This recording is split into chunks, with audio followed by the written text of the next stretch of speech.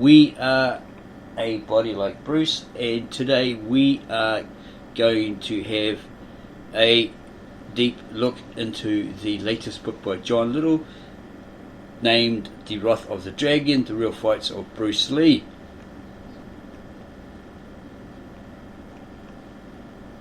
Contents page. We found something really interesting while watching one of Tom Bleeker's, a former Kempo Karate black belt and expert who had some contact with Bruce Lee. He tried to use his Kempo Karate on Bruce Lee to demonstrate him certain movements, etc. Bruce Lee wouldn't have it, and etc. etc. And also, for those out there who are teen fans of Metallica, the metal band, who sing the song One, and the scenes during that video are from the movie starring Ryan O'Neal as a man named Johnny in World War One, who goes to battle and loses. He loses the use of his arms and legs, and he becomes blind due to a shell landing in a bombed out hole in the ground, and he's crying out. That Ryan O'Neal actor apparently was a very talented boxer and karate man, and he undermined Bruce Lee to somebody else, and then he ended up meeting Bruce Lee. Bruce Lee had a little spar with him and sidekicked him into a movie trailer, apparently, according to Tom Bleeker's video, and caused him some back injury. But apparently he was very, very good at boxing and karate, but no match for Bruce Lee. That's just a bit of nostalgia there, information there, while we look through this book before we get to the actual page. Epigraph. Come not between the dragon and his wrath. Shakespeare, from his play King Lear. Dedication to the fans, all those hardcore Bruce Lee fans. You were right all along. Prologue. I don't call the fighting in my films violence, I call it action. An action film borders somewhere between reality and fantasy. If I were to be completely realistic, you would call me a bloody violent man. I would simply destroy my opponent by tearing him apart or ripping his guts out. I wouldn't do it so artistically. Bruce Lee, Hong Kong, Standard, February 10, 1973. Yeah, he didn't take no BS. If you're challenging him, you're going to go all out, he's going to go all out on you. But then he'd end up showing where you went wrong, apparently, and you become his friend, something like that, you know. He was kind of like that, apparently. 1973, there was an interesting year in America. 1973 was an interesting year in America. The war in Vietnam ended. The Watergate scandal led all the way to the presidency. The first cell phone was invented by Motorola, and something called Kung Fu had crept into the nation's consciousness. The martial arts phenomenon was ignited by the Kung Fu television series with David Carradine as Kane, Grasshopper, which premiered in October 1972. A mere 7 months later, it was the highest rated show in the country with a viewership of 28 million households. The success of the series caught everyone completely by surprise, particularly the executives at Warner Brothers, the studio that produced the show. Sensing a trend in early 1973, the movie division of Warner Brothers purchased the North American distribution rights to a horrendously dubbed low-budget kung fu film produced by Hong Kong's Shaw Brothers Studio. It starred the Indonesian-born actor Lo Lear and went by the provocative title of Five Fingers of Death when Warner Brothers released it into theatres in March 1973. It quickly went to number one at the box office. The genre, now proven to be a bona fide moneymaker, a glut of chop-socky flicks, quickly followed, and soon in the theatres, at least the lyric from Carl Douglas's song "Everybody Was Kung Fu Fighting" appeared to be true. But not everybody who was kung fu fighting would become a global superstar. That honour was reserved for only one person, an American-born kung fu wunderkind by the name of Bruce Lee. Wunderkind might be German for Wonder Child. When Lee's movie hit the theatres, audiences were left spellbound and an international martial arts craze was born. A one-man industry. Bruce Lee's sudden death in July 1973 at the age of 32, just prior to the release of his final film, Enter the Dragon, resulted in a worldwide fascination with the man that soon developed into an industry unto itself. Bookstores carried multiple titles devoted to him: Alex Ben Block's The Legend of Bruce Lee, Linda Lee's Bruce Lee, The Man Only I Knew, and Felix Dennis and Don Atio's Bruce Lee, King of Kung Fu were biographies that were read and reread multiple times by a rapidly growing fan base, pored over as thoroughly as others might study scripture, biblical scripture that is, or Jewish scripture, etc.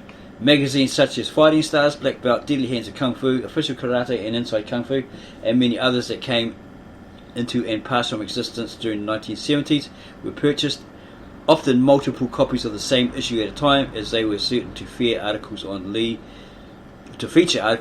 almost every month.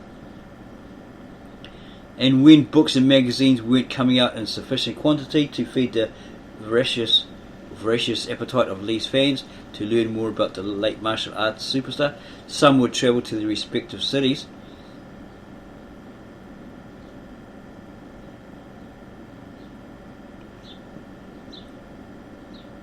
in Chinatown districts to visit the bookstores there. Most of these stores had magazines and later poster magazines that had been imported from Hong Kong, featuring photos and stories that the publications in the West didn't have access to. These, likewise, were consumed in a ravenous desire to learn more and more about Bruce Lee. Walls of bedrooms were soon were bedecked, or covered in, posters of the man, representing international shrines to his burgeoning legacy. Indeed, Lee was the first image his fans saw upon opening their eyes in the morning, and the last image they saw before they closed them at night. We had no idea of Bruce Lee until we went to a friend's house and had this poster of Enter the Dragon, and we were fascinated by it, and obviously he was a fan, and then went to a movie screening and it featured many of Bruce Lee's movies, and bam, we were an instant fan after that, and have been ever since. This author, John Little, knows this because he was one of these people. When the wait in between theatrical releases of his films was over, he'd sneak in 8mm and later a Super 8mm sound camera into the movie theatres.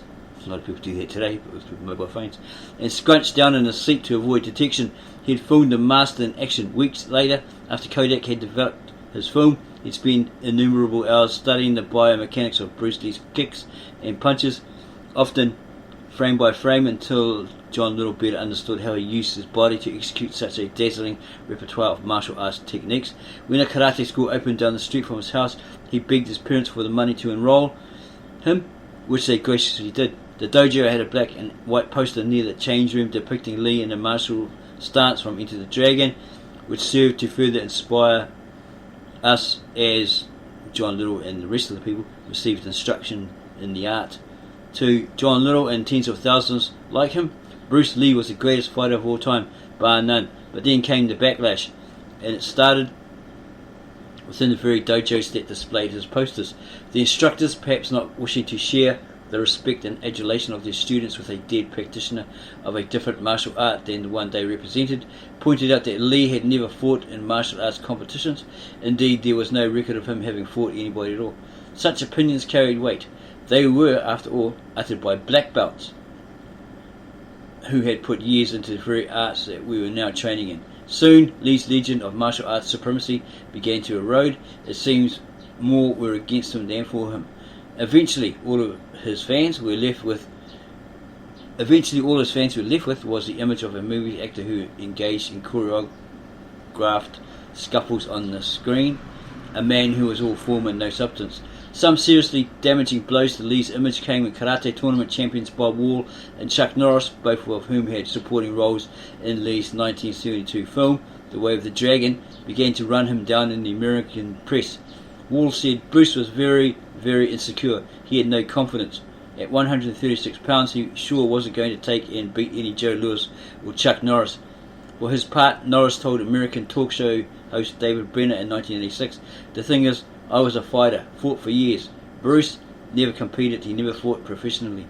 That Wall and Norris had only ever competed in non-contact point karate tournaments was a fact that neither man brought to the attention of their respective interviewers. It didn't matter.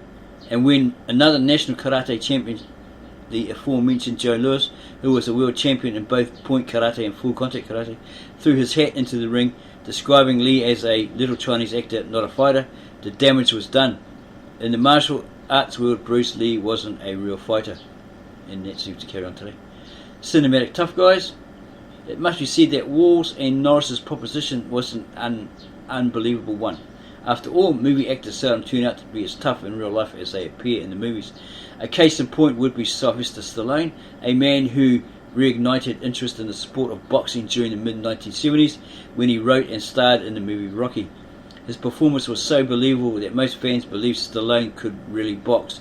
Even he believed it, right up until he made Rocky 2. That was when he decided he had what it took to step into the ring to spar with Roberto Duran, the Panamanian fighter who is generally considered to be the greatest lightweight boxer of all time. Duran left the Italian stallion swinging at nothing but air, while peppering the actor with punches that left him helpless. At first I thought this would be pretty interesting because, I was a few pounds heavier, a little taller, Stallone recalled of the experience. And then I realised the difference between amateur and consummate pro. The way he could move his head just an inch, it's impossible to hit him. This man would demolish me in the ring. Put it in this way. If there was a fight, the fight would be 11 seconds including the count. Some years later, Stallone evidently forgot the lesson that Duran had taught him and made the mistake of thinking that he was up to swapping real punches in his fight scene with professional kickboxer Dolph Lundgren in the movie Rocky IV. Lundgren obliged, and Stallone ended up in the intensive care unit of a Los Angeles hospital. The bloom comes off the rose. As the years passed, more martial artists found their voice and echoed Wall, Norris and Lewis' criticism of Bruce Lee. While these same people had welcomed the influx of new students that Lee's image had brought into their martial arts schools, read businesses, they now believed that they no longer had need of him.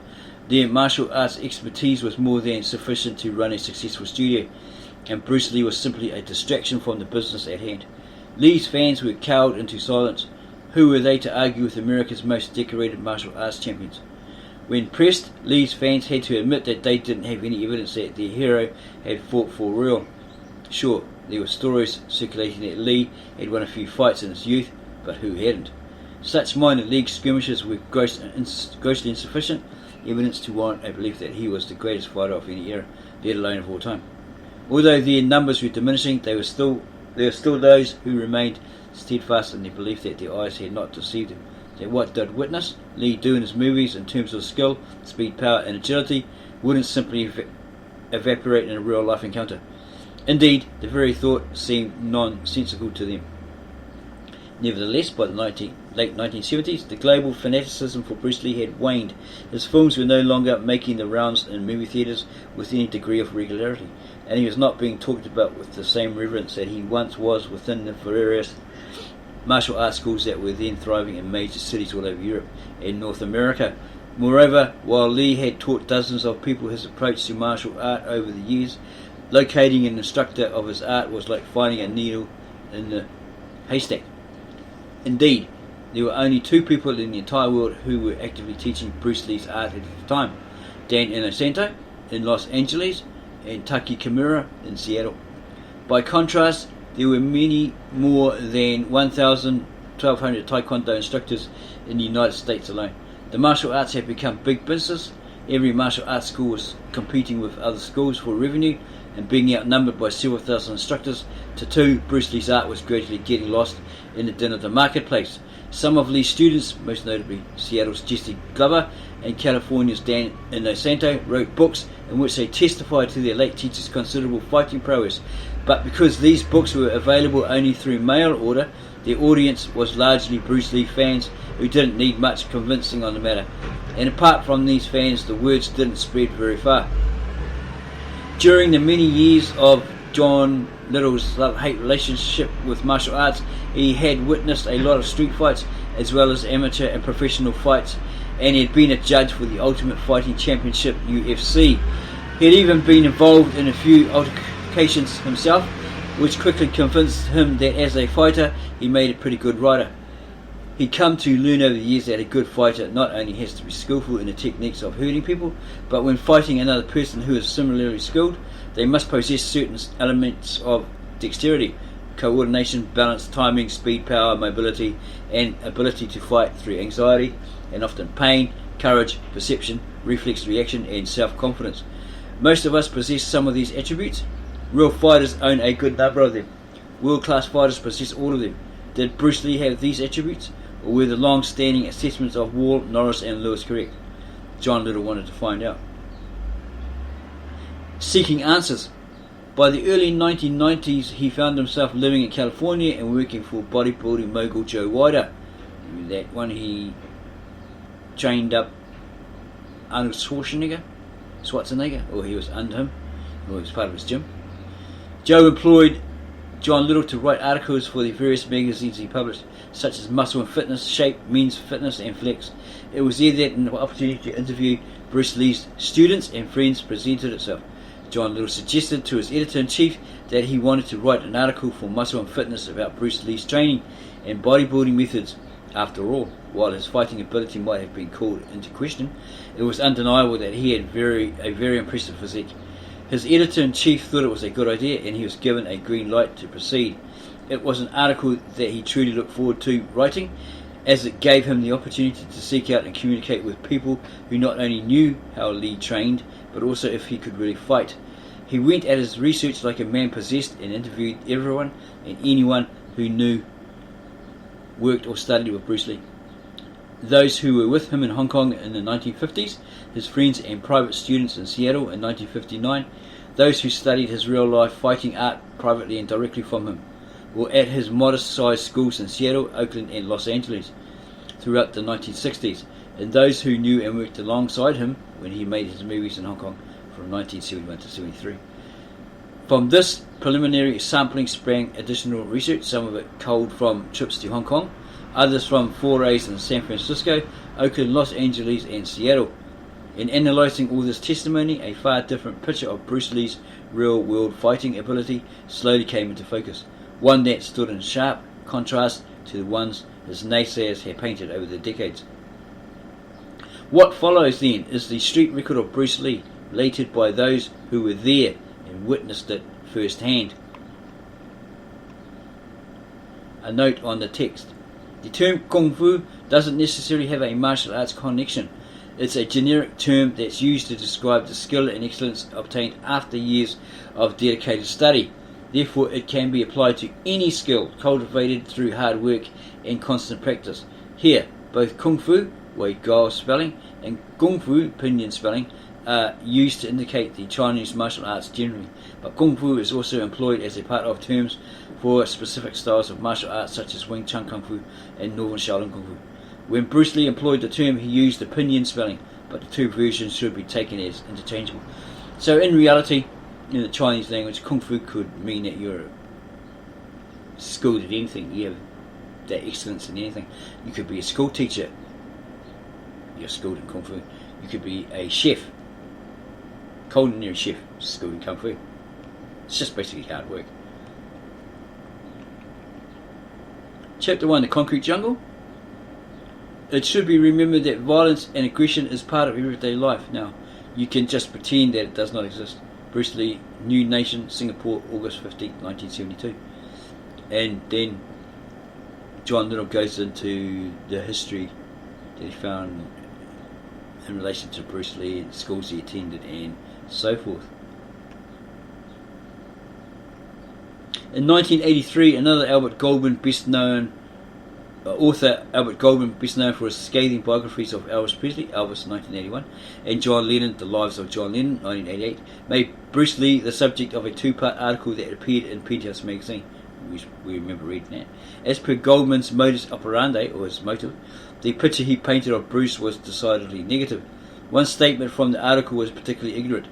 The Eastern Bruce Lee, to phrase it bluntly, put balls on 400 million Chinamen. The assertion drew out a sharp rebuke from Bruce Lee's friend and student Dan Inosanto, who rightly condemned its content. Goldman's statement was patently false, of course, as the Chinese male population totaled 458,760 million.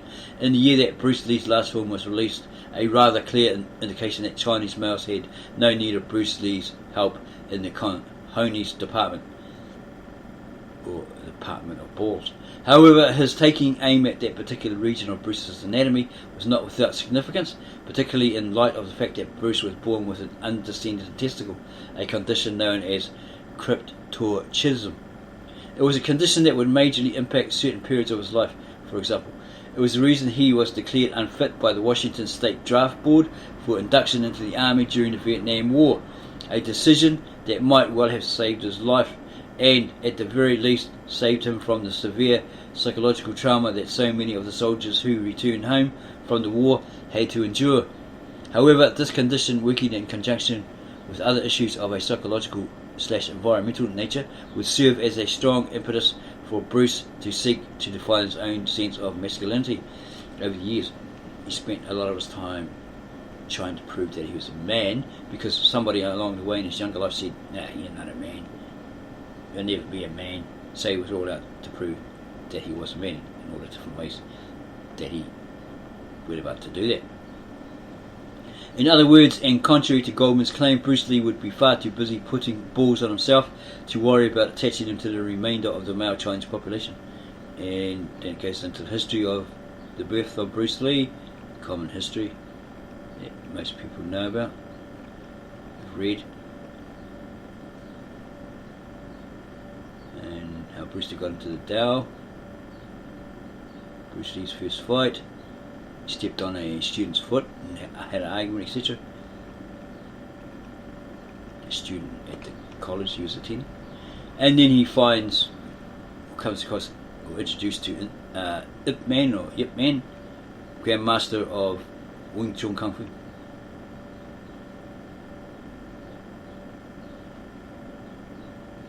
For a short time, Bruce Lee studied Hung Kuen, also known as Hung Ga, a southern style of Kung Fu, but he would soon switch allegiances once he witnessed his friend, William Chung, who apparently now resides and teaches in Australia, Wing Chun Kung Fu, easily dispatch an opponent using Kung Fu techniques that he had never seen before. Intrigued by the explosiveness of the techniques, he badgered Chung for details until he revealed the name of his instructor, Yip Man, and so forth.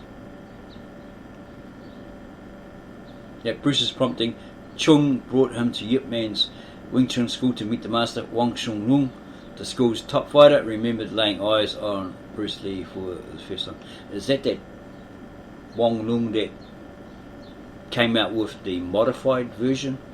Because we did take part in the traditional version of Grandmaster Wing Chun, but we changed locations and went to a traditional Wing Chun teaching school, and they were not very nice to us. They said, "Oh, it's all political, this is the better one, that's rubbish," etc., etc. There was that political division between the two that we experienced. And there's more information there. So far, this is a brief reading of this particular book. You could possibly go and buy it yourself, or find it as we did and download it.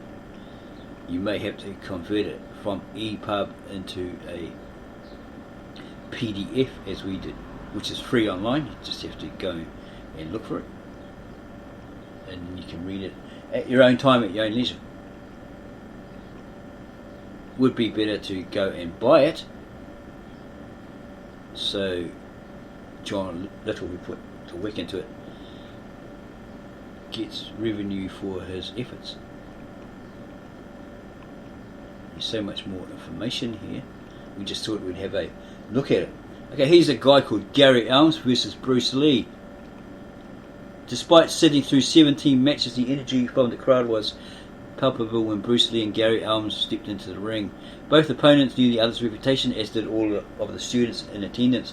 Elms was the defending champion of his weight division, while Bruce was known for his street fighting prowess, along with having appeared in some 17 Cantonese language films by this point, from his baby days up.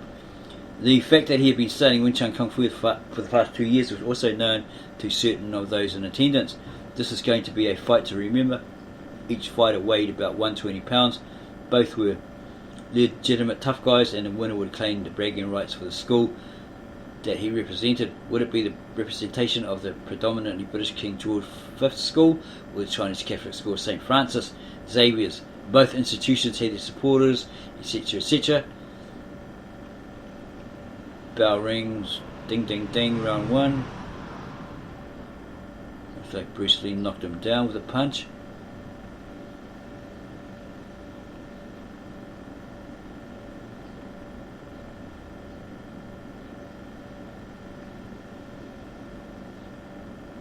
And goes into more detail.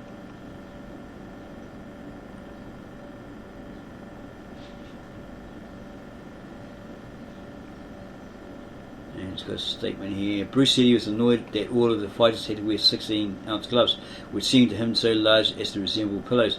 The padding in the gloves had spread the power of his punches over too broad a surface, reducing the impact. Bruce also felt frustrated that he had not quite mastered the quick upturn of the wrist technique at the end of his punches, which to his way of thinking had also diminished the force of his strikes.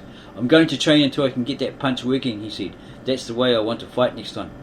He also mentioned that he wanted to box the St. George's fighter Peter Burton, who had won his bout by TKO, technical knockout, just prior to Bruce's match. However, given that Burton was several weight classes above Bruce, there was no way that either his or Burton's school would ever sanction such a contest. Later that evening, Bruce Lee scribbled the following entry into his diary. March 29, 1958. Win the inter-school competition, champion against 3 years champion Gary Elm, place St. George School. Despite its critical evaluation of his performance in the tournament, Bruce Lee's classmates, along with the teachers and staff of St. Francis, or at St. Francis Xavier's College, treated him like a conquering hero. Bruce was the king gorilla of the whole school, his brother Robert recalled. Chapter 4, his battle on the rooftop. Lee didn't bask long in the glow of the positive attention. He understood that having success in a sporting event was one thing, but having success in the street against qualified practitioners from rival kung fu styles, competition, was something else entirely, and it was those kind of victories he longed for. And so forth. Yeah, because in those days, one school would try and fight the others, see who's the better one, all that sort of stuff. Just like you see in those old early 70s, late 70s kung fu movies. The one school challenges another, that one gets killed off, so the last surviving pupils avenge their master or something and beat up the other one and all this sort of stuff. Okay, so details on Wong Shun Lung and Bruce Lee's rooftop fight by the looks of it.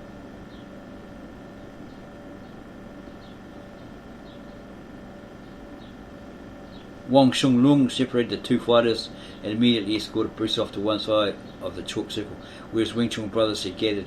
Wong later said that because the opponent was bigger than him, Bruce had received a few punches to his face, his nose was bleeding slightly, so was his mouth, and then the left ridge line of his brow was noticeably bruised and swollen, so he got a bit of a beating there, because the guy was bigger.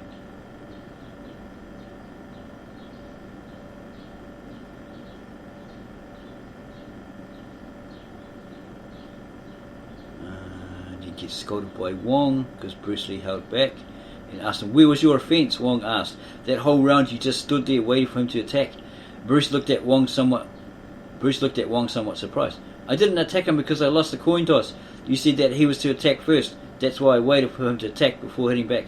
Wong couldn't believe what he had just heard. He stomped his foot to the ground in exasperation. "That only applied to the first exchange of the fight," he said between clenched teeth. "Not the whole round." Wong shook his head. He was fighting to control his own temper. "You're a greenhorn, an absolute greenhorn." Bruce's face flushed. "My performance today is bad," he said. If I get hurt too badly, my father will notice it. I think we'd better call it a draw and end the match."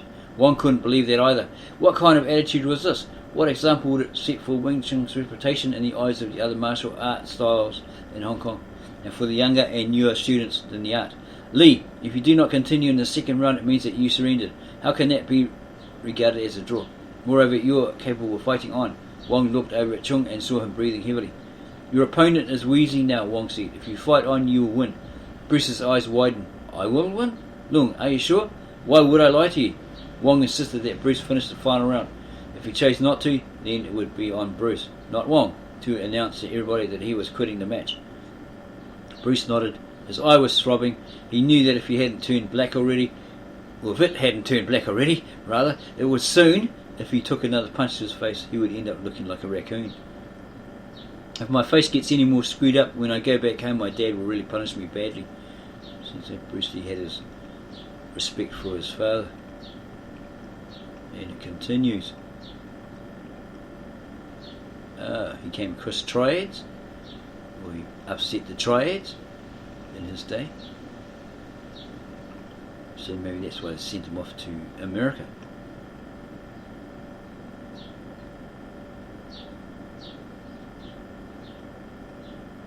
One of the reasons why. And chapter 6, coming to America. Bruce Lee's first student. Looks like it's Jesse Glover.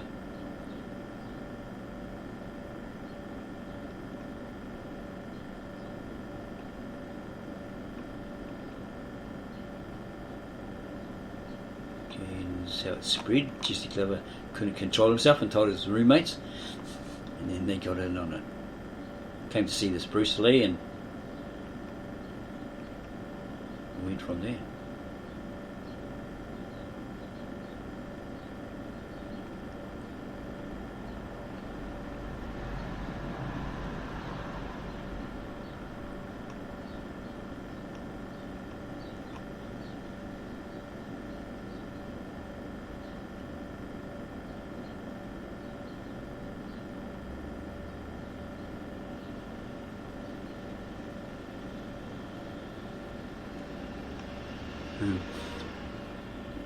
Bruce and this other person went into an all-black pool hall.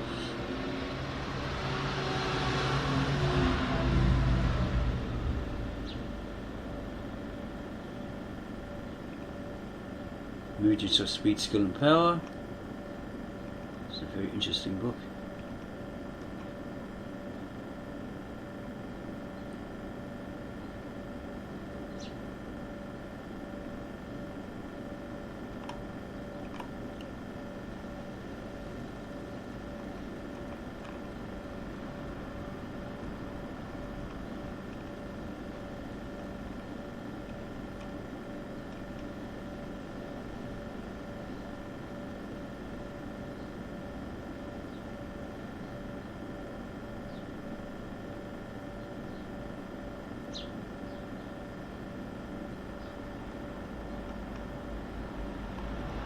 And Bruce Lee's challenged and he accepts it, so he goes all out and fights this guy,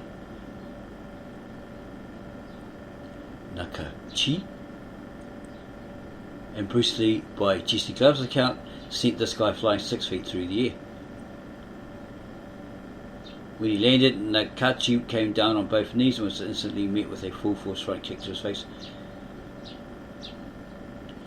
Blood exploded from the man's nose and forced Bruce Lee's kick flipped Nakachi over onto his back, according to Jesse Glover.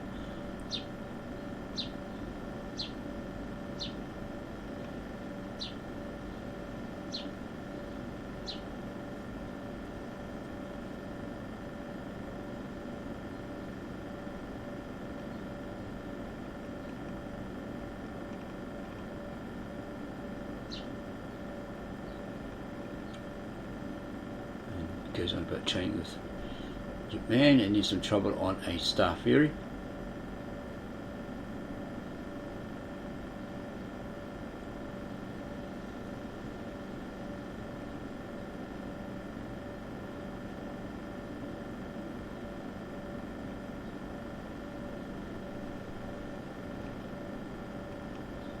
Bruce's change in attitude. Anybody taunted him in his earlier life, younger life, he would deal with them. But these two that were hassling him, he basically just brushed it off, by the looks of it.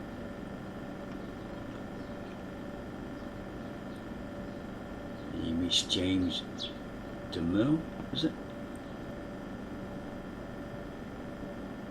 Went to DeMille. He was about to gain a new ally in the Bay Area in the form of James Yim Lee.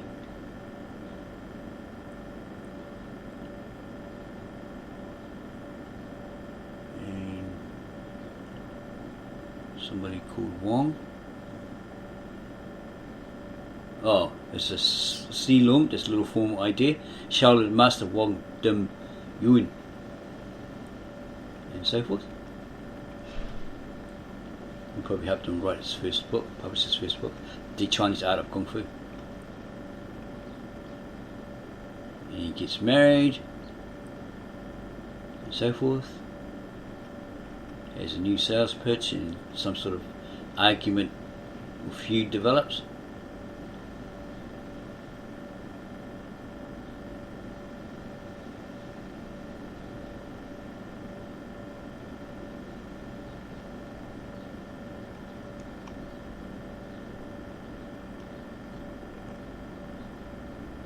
Turf war in Chinatown. This is about Wong Jack Man, supposedly.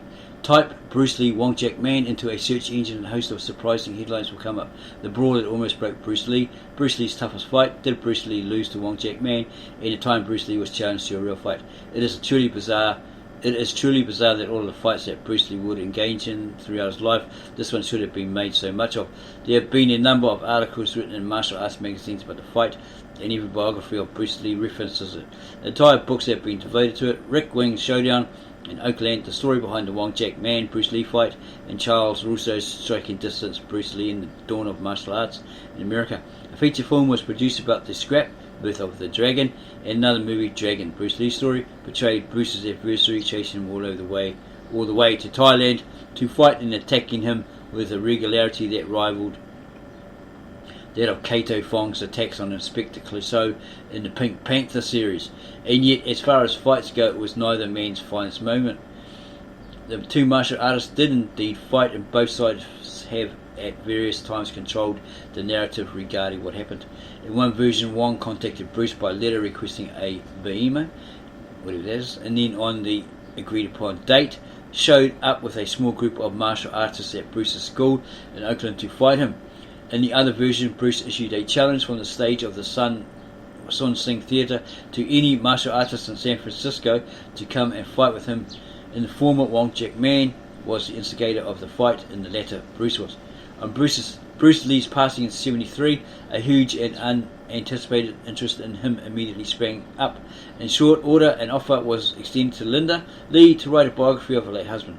This she did, and in 1975 her book, The Life and Tragic Death of Bruce Lee, was published in the UK, while a North American version of it was released under the title Bruce Lee, The Man Only I Knew. Even Bruce's students were encouraged to write books on Bruce and his art. His assistant instructor at his Los Angeles school, Dan Inosanto, a Filipino, wrote a book entitled Jeet Kune Do, The Art and Philosophy of Bruce Lee, which was published in 1976. In both Linda's and Inosanto's books, Wong Jack Man didn't come out of his fight with Bruce looking very good at all. Wong's Kung Fu students then became angry, believing their master to have been defamed. They decided to take Wong's case public through the martial arts press. Wong's student Michael Dorgan wrote an in-depth account of the Lee-Wong fight based on Wong Jack Man's side of the story. It was an effort to set the record straight while also shoring up Wong's reputation after the hit it was believed to have taken in the books. Dorgan painted Bruce Lee as the instigator of the whole affair in his article, Bruce Lee's Toughest Fight, published in Official Karate magazine in 1980. He wrote, Lee had boasted during a demonstration in the Chinatown Theatre that he could beat any martial artist in San Francisco, and he had issued an open challenge to fight anyone who thought he could prove him wrong. Wong's version of the encounter now known, the matter died down for another 13 years. But then in 1993, Universal Studios dredged it up again when it released the biopic Dragon, the Bruce Lee story, starring Jason Scott Lee. The film did Wong no favours, having his character appear as a bloodthirsty racist who in one scene attacks Bruce from behind, injuring Bruce's back with a vicious sidekick. Once again, and quite understandably, Wong's students took offence. 10 years later, in another effort to undo the damage to his teacher's reputation, Rick Wing a student of Wong's and the man who would later become the chief instructor of Wong's school in San Francisco, self-published an e-book on the fight entitled Showdown in Oakland, the story behind the Wong-Jack Man Bruce Lee fight. Despite being published 33 years after Dawkins' article, the thesis was the same, particularly when it came to who was responsible for starting the fight. He, Bruce Lee, then said that he was better than any martial artist in San Francisco and would welcome the challenge of anyone who could prove him wrong. If anyone needed to be shown his skill, they could come to his studio and see for themselves. Others recall him saying that he was better than any man in San Francisco, or that he could best anyone in the city. But did he? According to the earliest accounts published on the matter, Bruce Lee denied saying any such thing from the stage of the Sun Sing Theatre. Wong somehow received information that Bruce had announced on stage that he would challenge anyone from the local Chinese community. The man initiated the fight with Bruce and wanted to show Bruce that the local Chinese were angry about his proclamation. Bruce insisted that he did not announce such a challenge. And while Wong might well have received information that Bruce had issued such a challenge, the reality was that Wong hadn't attended the Sun Sing Theatre on the night of Bruce's demonstration, and so could not have heard Bruce say anything, good, bad or otherwise. As Bruce was the person who gave the demonstration at the theatre and the one who spoke to the crowd immediately afterwards, presumably he knew exactly what he did and didn't say. Indeed, in an interview given in 2017, Wong-Jack Man revealed that Bruce had told him the same thing at the studio prior to their fight. Quote, I asked him if he had been issued a challenge at the Sun Sing Theatre. He told me no, that he had not issued a challenge on stage. He asked him if he had issued a challenge at the Sun Sing Theatre. But perhaps Bruce was covering his own tracks. After all, a man issuing challenges to fight any and all comers wouldn't be seen as the highest example of martial virtue, but rather a brash punk looking to establish himself as the top dog, or kung fu cat, to use Bruce's terminology, in the Bay Area. Such charges would be levelled at Bruce not only by others, but even by himself throughout his lifetime. But the issue at play wasn't whether Bruce Lee had once been a punk capable of issuing such a challenge, which he certainly was, but simply whether or not he issued a challenge to fight anyone in San Francisco from the stage of the Sun Sing Theatre. David Chin, who played no small role in setting up the fight between Bruce and Wong, said in his earliest account on the matter that when I went with Wong and others to Oakland, the original intent was to discuss and learn more about martial arts, because Bruce once mentioned on stage that if any local Chinese were interested to discuss and learn about martial arts, they were welcome to visit his academy. So somebody maybe twisted it on the way to cause a fight and so forth. Very interesting. And if you liked this video, then you can purchase this book and read it in your own time, at your own pace. Or you can do what we did and find it online, convert it from an EPUB to a PDF, and then read it, as we just stated, in your own time at your own pace. We hope that you enjoyed this video about this particular book. If you did, please subscribe to our channel, give us a like, 2 likes, and then add your comments below this video. We'll get back to you on those as soon as we can, and then go share this Body Like Bruce review on John Littleslade's book Wrath of the Dragon, The Real Fights of Bruce Lee, with all your family, friends, strangers, neighbours, your cat, your dog that are ardent Bruce Lee fans.